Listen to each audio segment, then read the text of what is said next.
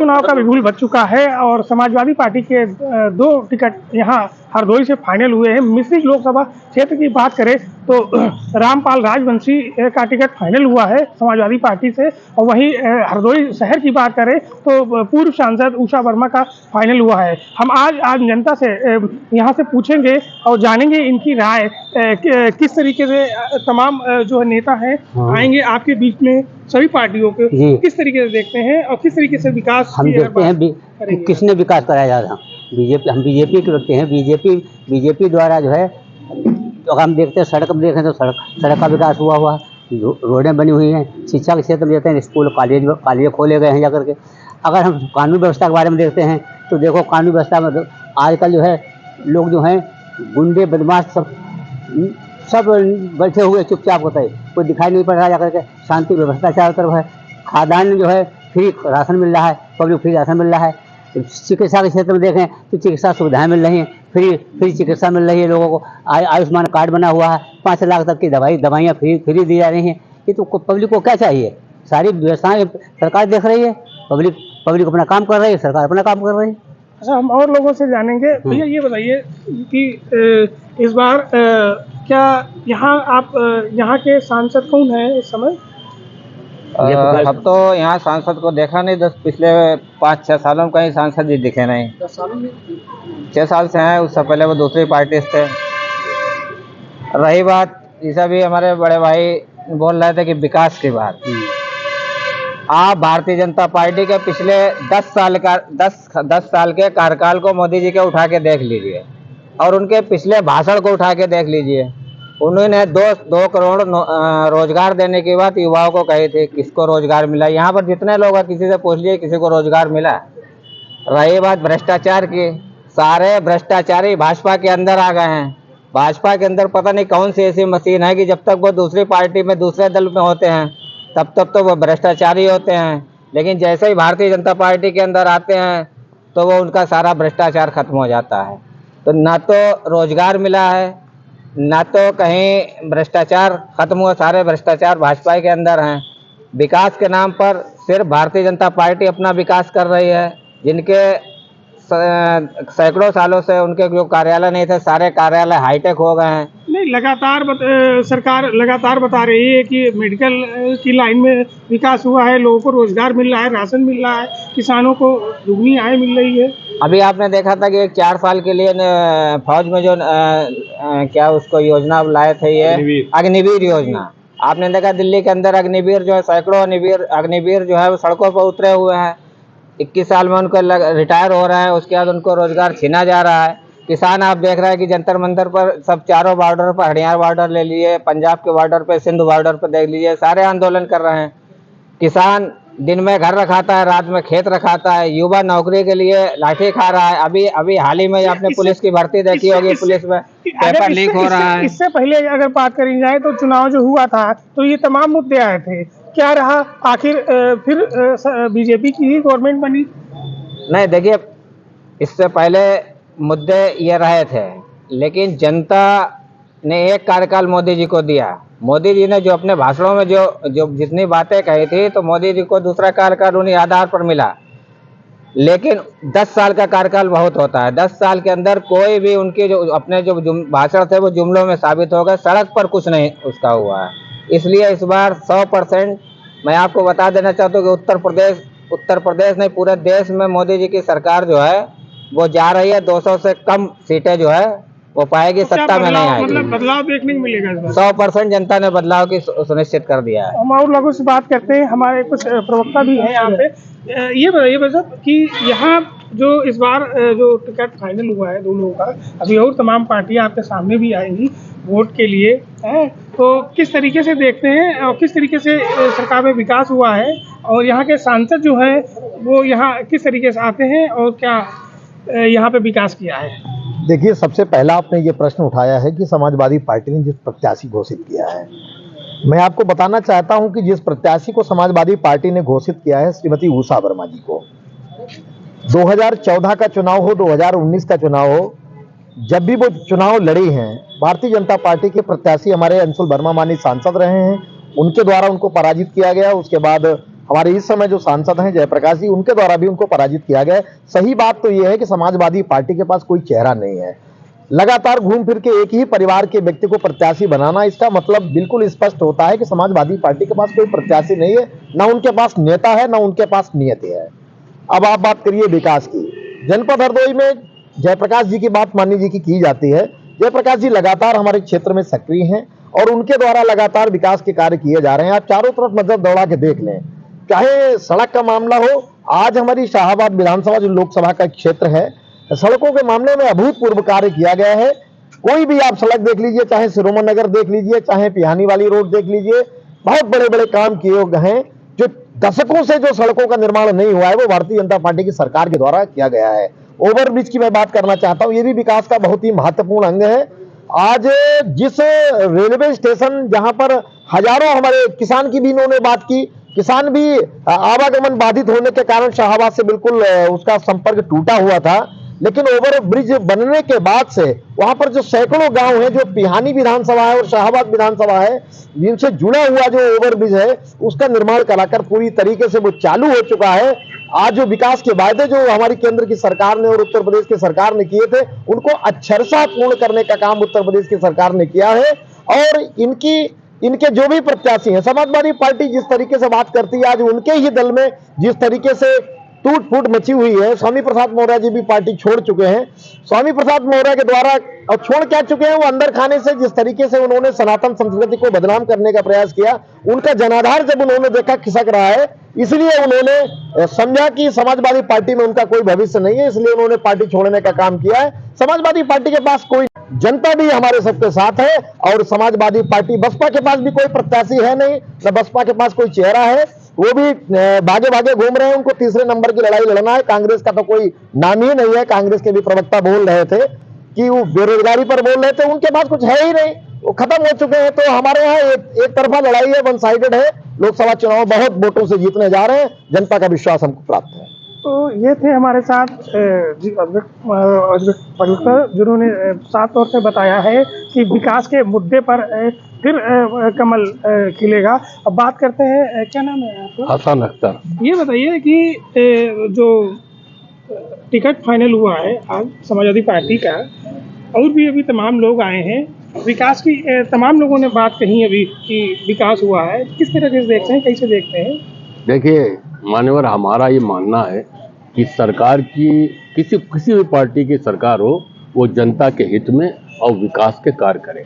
और पार्टियों में उनका बदलाव भी होता है कि परिवर्तन संसार का नियम है। किसी वक्त में यहाँ पर समाजवादी, शाहाबाद विधानसभा क्षेत्र की ही अगर बात करी जाए तो ये समाजवादियों का गढ़ रहा है और समाजवादियों ने काम किए। लगातार यहाँ 4 बार समाजवादी पार्टी का प्रत्याशी रहा है। तो ये कहे इस तरीके से नज़रअंदाज करना कि समाजवादी पार्टी ने कुछ नहीं किया है। भारतीय जनता पार्टी आज सत्ता में है, सरकार में है, उसकी भी नीतियाँ बहुत सी अच्छी है, बहुत सी खराब है, समाजवादी पार्टी में भी थी।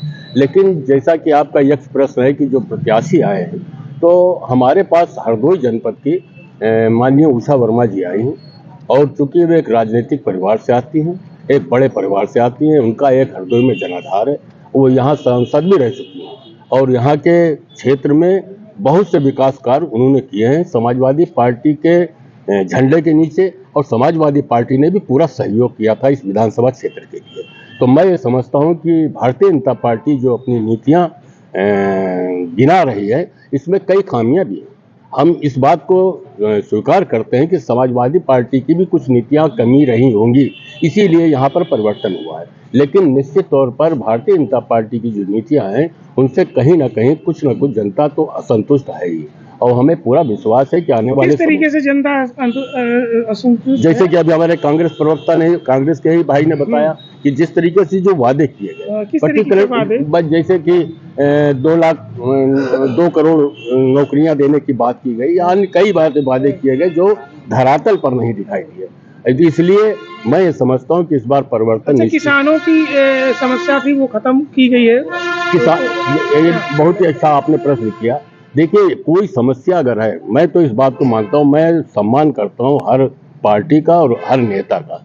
समस्या किसी भी तरीके हो, किसान की नहीं, अगर कोई भी समस्या है तो उसकी एक मूल भावना होती है कि उस समस्या का जड़ से निदान कैसे किया जाए। जैसे कि ये किसान सम्मान निधि दी जा रही है, मेरी समझ में ये उचित नहीं है, क्योंकि 2000 रुपये दे करके आप किसान को क्या बेनिफिट देना चाहते हैं। किसान की आय बढ़ाने के जो एमएसपी की जो मांग लेकर के लोग किसान शंभू बॉर्डर पर या दिल्ली तक टूटे हुए हैं, उनकी जो मूल समस्या है अगर उनका निराकरण होता तो वो मेरे समझ में इन 2000 रुपये देने से ज़्यादा बेहतर होता। इसलिए किसान भी कहीं ना कहीं असंतुष्ट है। उसका सबसे बड़ा प्रमाण आज हरियाणा और चंडीगढ़ और दिल्ली के बॉर्डर पर देखा जा सकता है।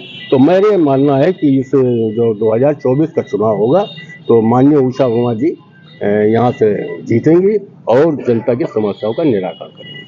तो ये थे हमारे साथ, जो इन्होंने साफ तौर से बताया है कि समाजवादी पार्टी के झंडे के नीचे जो है उषा वर्मा ने विकास किया है, तो कहीं ना कहीं विकास जो है दिख नहीं रहा है, ऐसा मानना है आप लोगों का। तो आपसे जानेंगे कि किस तरीके से विकास हुआ था समाजवादी पार्टी में और किस तरीके से हो रहा है आपकी पार्टी में। देखिए, कुछ तो लोग कहेंगे, लोगों का काम है कहना। विकास की योजनाओं के मामले में हमारे मोदी जी की दूजी कोई नहीं कर सकता। पूरे विश्व में उनका एक तरफा झंडा लहरा रहा है। पूरा विश्व मान चुका है कि मोदी जी की नीतियां जनहितकारी हैं। कोरोना काल में सब लोग घर में दुबक गए थे। वैक्सीन का विरोध यही सपा वाले कर रहे थे, यही कांग्रेस वाले कर रहे थे। तब जीवन दान के लिए एक वैक्सीन आई, जिसको हमारे मोदी जी ने जनता में ये विश्वास पैदा किया कि जीवन दान के लिए कोई भी पार्टी का ये वैक्सीन नहीं है, ये वैक्सीन आपके जीवन दान के लिए। दूसरा, आप देखते हैं अन्य योजना, मुफ्त राशन मिल रहा है जनता को खाने के लिए। सबसे बड़ी बात है व्यक्ति किसान में पेट भरने की। आप लोगों का कहना है कि जो किसान है गौशालाओं से परेशान है, गाय छोड़ दी जाती हैं, इसको लेके क्या? देखिए यही बात आ गई। गाय के लिए गौशाला की व्यवस्था किसने की? हमारे योगी जी ने। इससे पहले किसी ने की क्या? सरासा हाउस चलते थे, गाय काटी जा रही थी, बंद करा किसने? योगी जी ने। बुलडोजर तैयार है। अरे लोगों का काम है कहना, ये तो कहते रहेंगे। आप चिंता मत करिए, फिर से मोदी जी पे लोगों ने विश्वास किया, हम लोग 400 पार आएंगे। और ये विपक्षी दूसरे तीसरे नंबर के लिए तैयार है, इनके पास कोई एजेंडा है नहीं, इसलिए यही सब बातें हो रही हैं। आप चिंता मत करिए। क्या नाम है आपका? मेरा नाम अनिल कुमार पांडे है। तो ये थे हमारे साथ अनिल कुमार पांडे। हमारे साथ और भी लोग हैं दादा। लक्ष्मी प्रकाश मिश्रा, जिला कांग्रेस महासचिव। ये बताइए दादा कि आपके पार्टी के लोग कह रहे हैं बीजेपी के कि इस बार फिर जीतेगी, फिर कमल खिलेगा, किस तरीके से देखते हैं? अरे क्या कहें, बीजेपी वाले तो यही कहेंगे मोदी जीतेंगे। मोदी जी माननीय प्रधानमंत्री जी आए थे, कहा किसान को आय दूनी करेंगे, दूनी से उसकी खत्म हो रही है।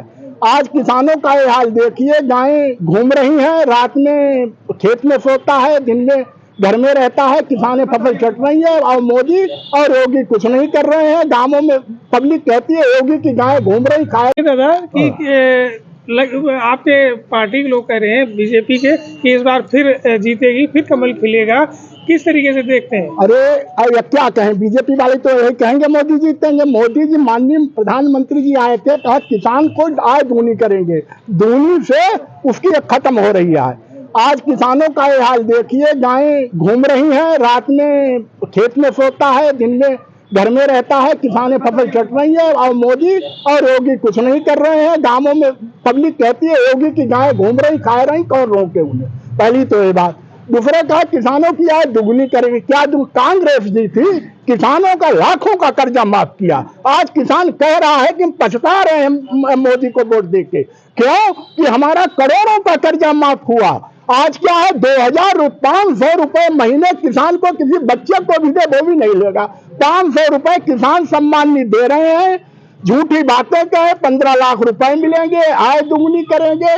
उन्होंने केवल एक झंडा लिया जातिवाद का। वो जब धर्मनिरपेक्ष भारत में जातिवाद फैलाया मोदी ने, भाजपा ने जातिवाद फैलाया और फैला के आज ये शासन कर रहे हैं। इनके पास कोई अपना एजेंडा नहीं, कुछ नहीं, केवल झूठी बातें हैं। राहुल चला है यात्रा पे, तूफान आ रहा है राहुल का। पूरी पब्लिक कांग्रेस की तरफ आशाभरी निगाहों से देख रही है। बॉर्डर पर किसानों को रोका जा रहा। अरे जिस किसान ने आजादी की लड़ाई लड़ी, तुम्हारे साथ रहा, वो आज अपना न्याय मांग रहा, आप गोलियां चलवा रहे बॉर्डर पे। ये कहाँ का है धर्मनिरपेक्ष? हिंदुस्तान धर्मनिरपेक्ष रहा, इसकी लड़ाई हिंदू और मुसलमान सब लोगों ने लड़ी। यहाँ पे जो पार्टी का जो है ना, समाजवादी पार्टी से 2 लोगों का टिकट हुआ है। हरदोई शहर से ये उषा वर्मा जी का हुआ है। तो आपकी भी पार्टी से भी आएंगे, तो किस तरीके नहीं, का अगर विकास? गठबंधन हो जाएगा तो नहीं आएंगे, तो हम उषा वर्मा की मदद करेंगे। हमारा गठबंधन की बात चल रही है, तो हमें सीटें दे देंगे। हमारा उनका समझौता अगर हो गया तो उषा वर्मा को 100% जिता के इस क्षेत्र में भेजेंगे। बीजेपी का नाम लेने वाला नहीं रहेगा। मोदी फ्लॉप हो चुके हैं। तो क्या कहेंगे इस पे? मोदी फ्लॉप हो चुके हैं बता रहे हैं। बिल्कुल सही कह रहे हैं, इसमें कोई दो राय नहीं है। भ्रष्टाचार मुक्त भारत को लेके आए थे, भ्रष्टाचार मिटाने की बात कर रहे थे। 100 दिन में सारा काला पैसा वापस आ रहा था, 15 लाख खातों में जा रहा था। भ्रष्टाचार की पराकाष्ठा है जब हम 2.5 लाख के आवास पर 25,000 रुपए लोगों को दलाली में देते हैं। ये भ्रष्टाचार की पराकाष्ठा है जब गल्ले की दुकानों पर माताएं बहनें ठगी जाती हैं। ये भ्रष्टाचार की पराकाष्ठा है कि जनता इस समय त्राई कर रही है। ये भ्रष्टाचार की पराकाष्ठा है कि जब बहुजन समाज पार्टी की सरकार हुआ करती थी उस समय गन्ने का मूल्य 125 रुपए था और बहन जी ने अपनी सरकार में उससे 250 रुपए कराने का काम किया था। मनरेगा के मजदूरों की आय बढ़ाने का काम बहन जी ने किया था। काशीराम आवास देने का काम बहन जी ने किया था। और जो योजनाओं का ये डंका पीट रहे हैं, ये बार बार कहते हैं Ganga expressway, Yamuna expressway, Mathura expressway, ये सारी योजनाएं बहन जी के समय में ही लागू की गई थी। उनका उद्घाटन तो आपने किया है, लेकिन उनका बजट किसने पास किया? बार बार ओवरब्रिज के बारे में चिल्लाते हैं। किन लोगों की जमीनों को बचाने के लिए यहाँ जातिवाद का जहर फैलाया जा रहा है। स्थानीय स्तर पर आप देख लीजिए किस तरीके से यहाँ जातिवाद फैलाया जा रहा है। एक ही वर्ग, एक ही जात, एक ही संप्रदाय के लोग, चाहे वो थाने में हो, चाहे कचहरी में हो, चाहे प्रशासन में हो, चाहे शासन में हो, चाहे नगर पालिका में हो, हर जगह एक ही लोगों को थोपने का काम ये लोग करते हैं। मैं आपको बता देना चाहता हूँ जिस तरीके से ये लोग काम कर रहे हैं, एक वर्ग का विकास करने का क्यों काम कर रहे हैं, अपने परिवार को सुसज्जित करने का काम कर रहे हैं। बार बार आरोप लगाते हैं ना परिवारवाद का। सबसे ज्यादा परिवारवाद का अगर किसी पे आरोप है तो भारतीय जनता पार्टी पे है। भारतीय जनता पार्टी में कौन अपने बात करें यहाँ पे जैसे जो प्रत्याशी जो है उतारे गए हैं मैदान में समाजवादी पार्टी से, किस तरीके से देखें, कैसे आप लोगों की फाइट रहेगी? फाइट आने वाली जनता बताएगी। इनका क्या सूल है? 15% की आबादी है, 85% पे बहुजन समाज पार्टी कल भी शासन करती थी। बहुजन समाज पार्टी से यहाँ कई बार सांसद भी रह चुके हैं, बहुजन समाज पार्टी से कई बार विधायक भी रह सके हैं। समय का अंतराल है, जनता समझ रही है, जनता देख रही है। आने वाला समय बहुजन समाज पार्टी का होगा। मैं लिख के देता हूं, इस बार पूर्ण बहुमत के साथ आने वाला समय उत्तर प्रदेश को हम कब्जा करेंगे ही। इस बार पूरी भागीदारी के साथ ये चुनाव भी हम लड़ने वाले हैं। और बहन जी का एक कल ऑडियो भी वायरल हुआ है। हमें इनकी तरीके 21 दलियों को समर्थन नहीं चाहिए। हम गठबंधन में नहीं लड़ने वाले, हम अकेले लड़ने वाले लोग हैं और अकेले इनसे लड़ेंगे और जीत के दिखाएंगे। इस वादे के साथ मैं अपनी बात को रखता हूँ। अच्छा ये बताइए, किसानों की अगर बात करें, ठीक है, अगर किसानों की बात करें तो किस तरीके से देखते हैं? किसान तो बता रहे हैं कि सारी सुविधाएं दी जा रही हैं सरकार की तरफ से। क्या दी जा रही है सुविधाएं? 5 किलो राशन को आप विकास कहते हैं? जिस देश की 80% आबादी मुफ्त के अनाज पर जिंदा हो उसे आप विकास कहते हैं? आप अर्थव्यवस्था में 107वें नंबर पे हैं, आप उसे विकास कहते हैं? किसे विकास कहते हैं? आज हमारी करेंसी बांग्लादेश से नीचे जा रही है, भूटान से नीचे जा रही, इसे विकास कहते हैं? किस विकास की बात कर रहे हैं? और किसान की बात कर रहे हैं आप।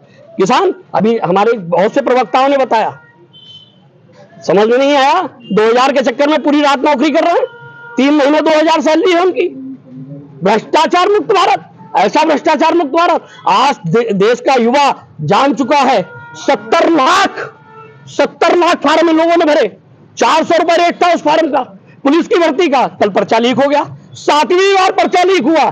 3 अरब की व्यवस्था कर ली है, चुनाव की तैयारी करके बैठे हैं। 3 अरब रुपया इन गरीब मजलूमों के जेब से निकालने का काम किया है। ये भ्रष्टाचारी, ये परम भ्रष्टाचारी लोग हैं और इनके दिलों से पूछ लिए क्या ये खुश है?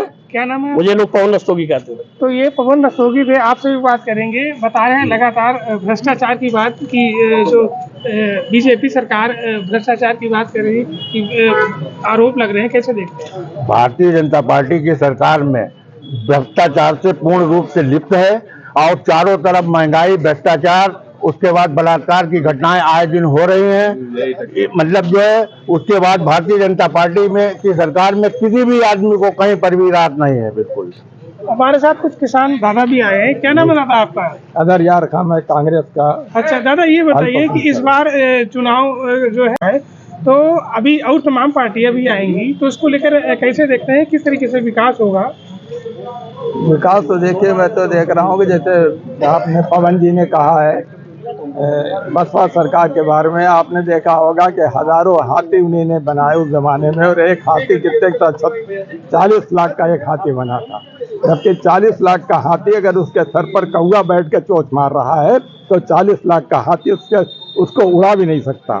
तो इससे तो अगर जैसे आपका चाइना से बन के आता है एक गिर्री लगाने वाला, अगर उसको भी कर दे तो वो किर बोलेगा तो भी कौवा भाग जाएगा। तो कितना अरबों रुपया बर्बाद किया है। और यहाँ भी यही हम देख रहे हैं कि भारतीय जनता पार्टी की सरकार है, लेकिन सब कागजों में और मीडिया पर वाह हो रही है, विकास कागजों में हो रहा है, जमीनी स्तर पर कोई विकास नहीं है। और हम, क्या नाम है दादा आपका? मैं अदर यार खान अल्पसंख्यक पर कोशिश। ये थे अदर खान जी जिनसे बात हमने की। हम और लोगों से बात जानेंगे। ये बताइए, क्या नाम है आपका? नसीम अहमद। नसीम जी, ये बताइए, हमने सबकी बात सुनी है, बीजेपी पर लगातार कह रहे हैं कि किस तरीके से विकास हुआ है ना, विकास और किस तरीके युवाओं को रोजगार मिला है, लगातार विकास की बात कर रहे हैं, कैसे देखते हैं? हमारे उत्तर प्रदेश में लगभग 7 साल से 7 बार पर्चे लीक हुए हैं।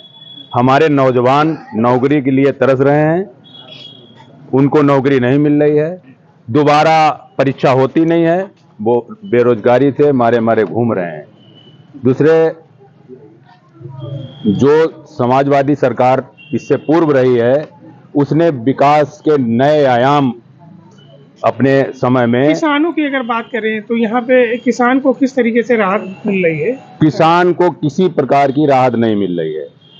यहाँ गौशाला बने हुए नाम के लिए, रात में गाय छोड़ दी जाती हैं, दिन में फिर बंद हो जाती हैं। किसान रात में जो है वो गाय रखाता है, तब अपनी कैसे फसल पैदा कर पाता है, और उसकी आय दोगुनी करने के लिए कहा गया था, आय दोगुनी उसकी नहीं और कम हो गई। दूसरी बात यह है, किसान को किसान सम्मान निधि के नाम से उसको लाभ पहुंचाने की कोशिश की गई, लेकिन वो ना करके खाद पे सब्सिडी दी जाती। डीएपी जो थी वो 50 किलो की बोरी 45 किलो की कर दी गई, पैसे बढ़ा दिए गए, और जो उसकी फसल जब उगती है तो उसकी मिट्टी मोल जाती है, उस पर एमएसपी निर्धारित नहीं की जाती है। आज किसान अपनी मांगों पे दिल्ली बॉर्डर पे रुका हुआ है। 2 साल पहले केंद्र सरकार ने कहा था कि हम तुम्हारी समस्याओं का समाधान कर देंगे। उन्होंने 3 किसान बिल तो वापस ले लिए, लेकिन उनकी एमएसपी की फैसला नहीं कर पाए अभी वो। अब भी किसान लगा हुआ है। किसान नाराज है, क्या लग रहा है? किसान पूरी तरीके से नाराज है। आने वाले चुनाव में इनके खिलाफ ही मतदान करेगा। और मैं आपको बताना चाहता हूं, समाजवादी पार्टी से जो प्रत्याशी आया है, जो हमारे माननीय राष्ट्रीय अध्यक्ष अखिलेश जी ने पूर्व सांसद तुषार वर्मा जी को भेजा है, वो यहाँ से सांसद रह चुकी हैं। उनके समय में, माननीय बाबू खां के समय में जो शाहाबाद में विकास हुए हैं वो सबके सामने हैं। एक राजकीय बालिका विद्यालय दिया, आसरा योजना दी, ITI कॉलेज दिया, हरदोई से शाहजहानपुर मार्ग दिया। उन्होंने, जो समाजवादी पार्टी ने नए आयाम रचे थे, जो आज अपराध मुक्त की बात हो रही है वो अखिलेश यादव की देन है। उन्होंने 100 नंबर डायल जो गाड़ी चलाई थी उससे अपराध कम हुए थे, उससे लूट डकैती गुंडई। आप फोन अभी करिए, अभी 5 मिनट में गाड़ी पहुंचती है। इसका श्रेय पूरी तरीके से अपराध नियंत्रण का अखिलेश यादव को जाता है। दूसरी, जो उन्होंने अपने टाइम पे योजनाएं लागू की थी, समाजवादी पेंशन, जो गरीब औरतें थी 35 साल 50 साल तक की, उनको पेंशन मिल रही थी, कन्या विद्याधन योजना मिल रही थी।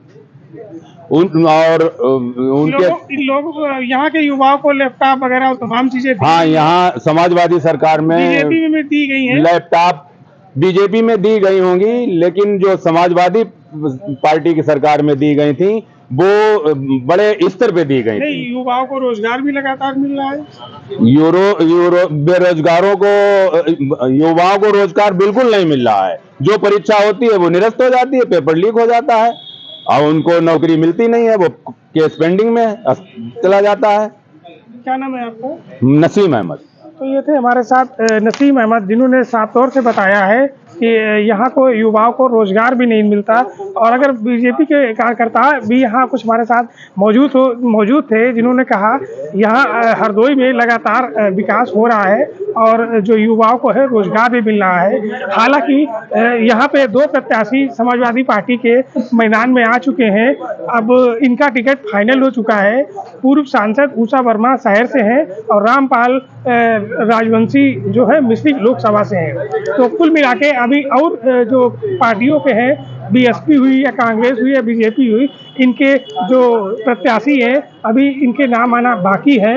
बहरहाल जनता की हमने जो राय ली है तो कहीं ना कहीं जनता के मन में भी एक दशक रही है रोजगार को लेकर और विकास को लेकर। तो ये किस तरीके से दूर होगी, ये जब प्रत्याशी जब मैदान में जाएंगे, किस तरीके से कौन पार्टी को जो है यहाँ की जनता सांसद बना के भेजेगी, ये देखने वाली बात होगी। कैमरा पर्सन विनीत के साथ वीरेश गुप्ता, भारत समाचार, हरदोई।